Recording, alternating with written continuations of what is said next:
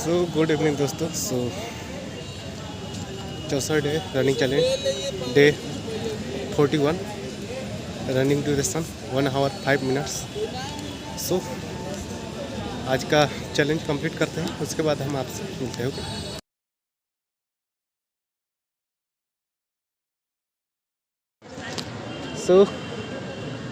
After challenge day 41 complete हुआ, या after मैंने कह दिया तो कंप्लीट ही हो गया। और रनिंग ड्यूरेशन जैसा देख रहे हैं 1 आवर 5 मिनट्स। देख सकते हैं अब पागलों की तरह दौड़ रहे हैं, रनिंग कर रहे हैं। चलिए इसका जो परिणाम है डे 64 में देखने को मिलेगा। और मैं ज़रूर आपको क्या क्या बदलाव हुआ है इसमें। मेन तो आपका वेट लूज होगा ही, क्योंकि जब मैंने रनिंग स्टार्ट किया था तो कितना वेट था मैं उस समय आपको मेंशन कर दूंगा। और अभी डे 64 कंप्लीट कर लूँगा तो उसके बाद मैं उसी दिन काटा करके आपको मेंशन कर दूंगा, जिससे आपको पता चल जाएगा कि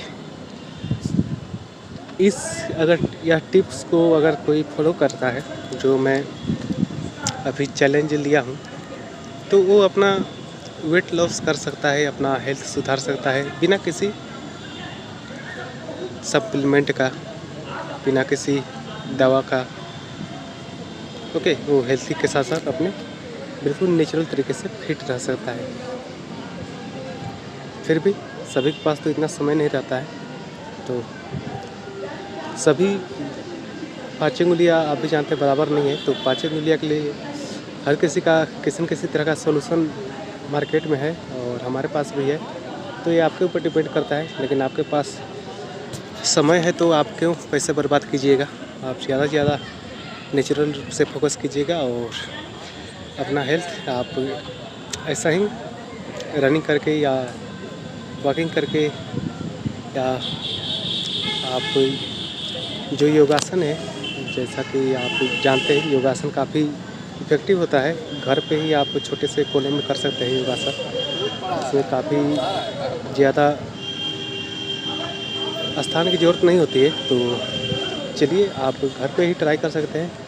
खासकर हाउस वाइफ के लिए तो यह बेहतर रहता है कि वो उनके पास तो उतना समय नहीं मिलता है घर का काम करने के साथ साथ, तो वो कई तरह का इक्विपमेंट भी आता है। या आप सिंपल सा अगर आपका नहीं है योगासन का आइडिया, तो आप सिंपल सा वीडियो आप देख सकते हैं और योगासन सिंपल वेस कर सकते हैं, जिसके माध्यम से आप आप हेल्थी रह सकें, फिट भी रह सकें। ओके, तो चलिए आज मौसम काफ़ी अच्छा रहा, और देख सकते हैं मेरे सर के ऊपर चांद भी उग चुका है, जो काफ़ी अच्छा है। तो जैसा कि मैंने बताया कि आप क्या कर रहे हैं, आप अपने लाइफ में ज़रूर अपडेट कीजिएगा।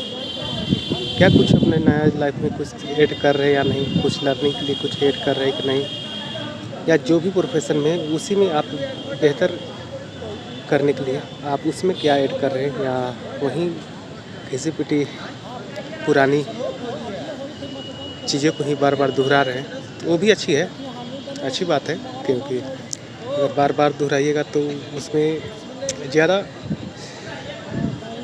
आपका ही इंक्रीमेंट होगा, आपका प्रैक्टिस होगा, स्किल्स होगा। क्योंकि आप भी जानते हैं अभी के समय में स्किल्स का ही डिमांड है। तो बेसिकली अगर वो भी वैसा स्किल्स का डिमांड है जो करंट सिनेरियो में आपको चल रहा है। ऐसा नहीं कि आप पुराने ज़माने का स्किल्स आप लेकर पुराने स्किल्स को लेकर आप कर सकते हैं, आगे बढ़ सकते हैं। क्योंकि अगर आपके पास वो स्किल्स नहीं है, क्योंकि मैं आपको एग्जांपल के माध्यम से अगर समझाना चाहूँ तो हाल ही में देख रहे हैं आप टेक्नोलॉजी काफ़ी उन्नत होती जा रही है, खासकर आर्टिफिशियल इंटेलिजेंस के आ जाने से। तो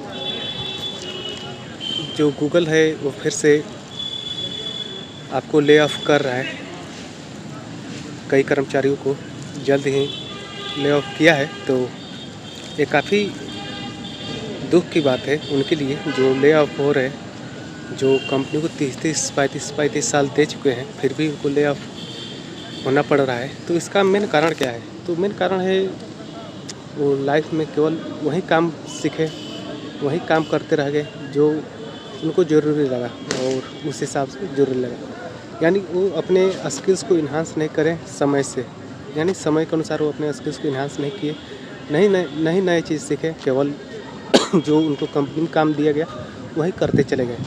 जिस कारण से आज जब कंपनी को उस नए टेक्नोलॉजी को वर्क करने के लिए लोगों की आवश्यकता पड़ी, तो नए लोगों को हायर करना पड़ा, जिनको टेक्नोलॉजी आती है, जिनको काम करने आता है, और जिनको नहीं आता है वो सिंपल सी बात है उनको तो ले ऑफ करेगा ना। क्योंकि कोई भी प्राइवेट कंपनी के लिए यही तो सिंपल सी बात है, आप ज़्यादा जितना ही समय दोगे, जितना ही अच्छा से काम करोगे, आपको उतना ही आगे प्रमोट किया जाएगा। अगर आप प्राइवेट कंपनी में नहीं काम करते हैं तो सिंपल सी बात है, आपको ना ही प्रमोशन और ना ही पैसा उतना अच्छे से मिलेगा, बल्कि डिमोशन ही मिल जाएगा। डिमोशन के साथ साथ अगर वैसे उससे भी अधिक लापरवाही किए तो आपको जॉब से ले ऑफ कर दिया जाएगा। तो आप क्या कर रहे हैं? जैसा कि मैं बार बार कहता हूँ, आप जो भी, क्योंकि सीखने की कोई उम्र नहीं होती है।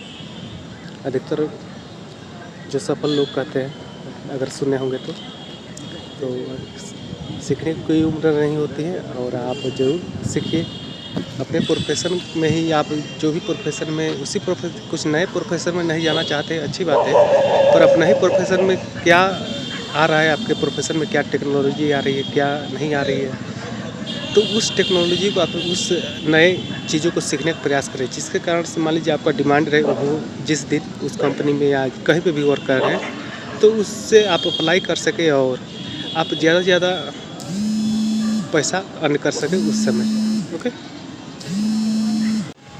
सो आप मेरी बातों को समझ चुके होंगे कि आपको क्यों जो भी समय के अनुसार आपका नया ट्रेंड चल रहा है, जो उसे क्यों फॉलो करना चाहिए, और फॉलो नहीं कर रहे हैं तो जो नहीं कर रहे हैं उनका तो आप देख ही रहे हैं उनका क्या हाल हो रहा है।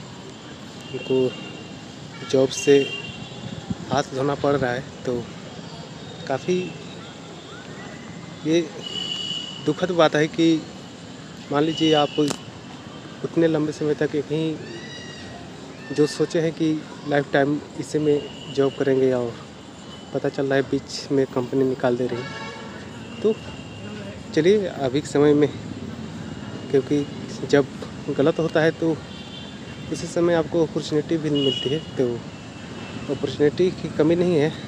यहाँ पे रिमोट वर्क कर सकते हैं, पर मैंने काफ़ी अच्छे से पहले भी समझाया है कि कोई भी ड्रीम जॉब नहीं होता है, ना ही कोई भी आपका मन पसंदीदा खाना होता है।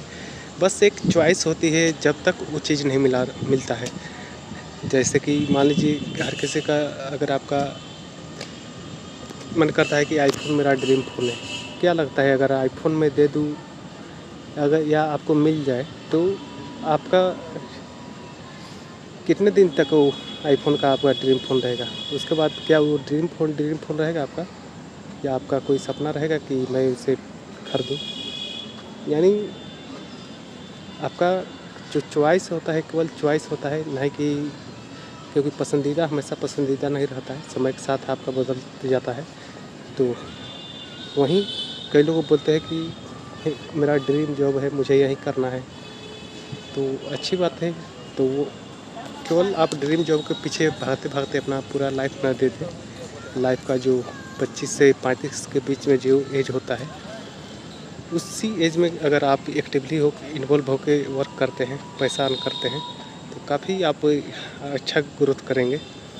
तो आप बोलेंगे तुम क्या ग्रोथ कर चुके हो? तो सिंपल सी बात है, आप हमेशा बोलता हूँ आप खुद से लड़ाई लड़िए, दूसरों को सामने को देखकर आप लड़ाई ना लड़िए, या खुद से चैलेंज दीजिए, दूसरे के सामने को देख कर चैलेंज ना दीजिए।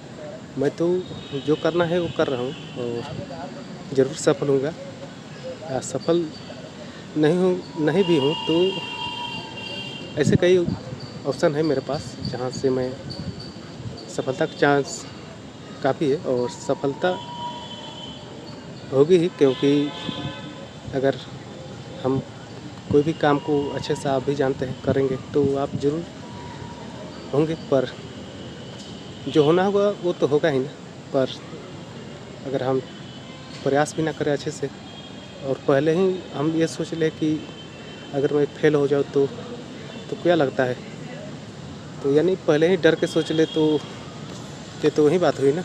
खाना खाने से पहले पेट भर जाए तो अच्छी बात है, तो ऐसा तो नहीं होता है ना। खाना खाना ही पड़ता है, उसके बाद देखा जाता है कि पेट भरा या नहीं। तो चलिए वहीं आप खुद से सामने को मैं अक्सर बोलता हूँ कि आप सामने वाले से खुद का कंपैरिजन ना कीजिएगा। हो सके सामने वालों से ज़्यादा आपके अंदर अपॉर्चुनिटी हो, आपके अंदर वो क्या कहते हैं वो शक्ति हो जो आप सामने वालों को भी बीट कर सके। तो सामने वाला को सजेस्ट कर सकता है, आप या तो सजेशन लीजिए या आप के अंदर वो खुद क्वालिटी है तो आप खुद समझदार है तो अच्छी बात है।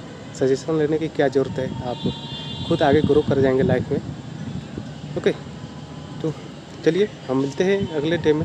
और अगले डे में आप जानते हैं चैलेंज डे चल रहा है, तो चैलेंज डे जल्द से जल्द समाप्ति की ओर बढ़ रहा है, तो काफ़ी अच्छा है। और डेली रनिंग का देख सकते हैं वज़न तो लूज होता ही जा रहा है, तो चलिए अच्छी बात है। काफ़ी वक्त हो गया था रनिंग किए, जिसके कारण ये चैलेंज लेकर मैं कोई अफसोस नहीं है मुझे कि चैलेंज लेकर इतना मेहनत करना पड़ रहा है। तो चलिए आप भी लीजिए, छोटा चैलेंज से शुरुआत कीजिए और छोटा से ही बड़ा की शुरुआत होती है।